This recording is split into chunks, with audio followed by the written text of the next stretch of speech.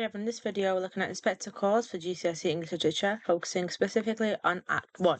So Act 1 is a shattering of the illusion. What happens? The Birlings and Gerald Croft are celebrating the engagement of Sheila and Gerald. It is an atmosphere of self-congratulation. Mr. Birling gives speeches about hard-headed business and the unsinkable Titanic. The inspector arrives. He announces the suicide of a young woman, Eva Smith, and he reveals that Mr. Birling fired her 2 years ago for leading a strike for better wages. Sheila is then interrogated and admits she got Eva fired from a dress shop known as Millward's out of petty jealousy. Key characters in this act are seen as follows. We have Arthur Birling, who's the heavy-handed patriarch. He represents capitalist greed. Then we have Sheila Birling, who starts off as a giddy child but shows the first signs of a socialist conscience. Then we have the inspector, who's the interrupter. He creates massiveness, solidity, and purposefulness.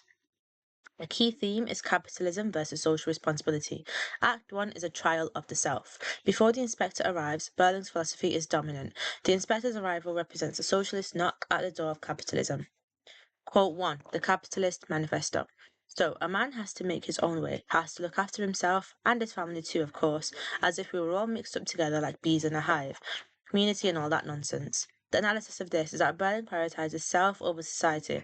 The simile, like bees in a hive, is intended to be insulting. Birling views the idea of collective work as subhuman or nonsense. Grade 9 link. This speech is immediately interrupted by the inspector's doorbell. The timing is a structural device used by Priestley to show that Birling's ideology is being challenged by a higher moral authority. Quote 2. The blindness of the hubris. So we have the Titanic, unsinkable, absolutely unsinkable.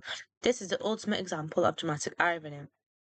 The Grade 9 link. The Titanic is a metaphor for the Birling family and the rigid class system of 1912. They believe they are unsinkable, but the inspector is the iceberg that is about to tear their fair facade apart. Quote 3 is the power of labour. So the quote says, they wanted the rates raised, I refused, of course. Here, Birling sees his workers not as people but as costs. The phrase, of course, shows his absolute certainty that profit is more important than a living wage.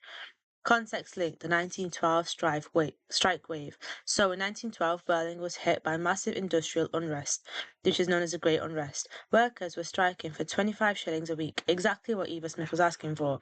Priestley's intent. By mentioning the strike, Priestley reminds the 1945 audience that the Birling's wealth was built on the deliberate suppression of the war. Revision checklist. So key quotes memorized for this act. We have hard-headed, practical man of business, showing Birling's self-image.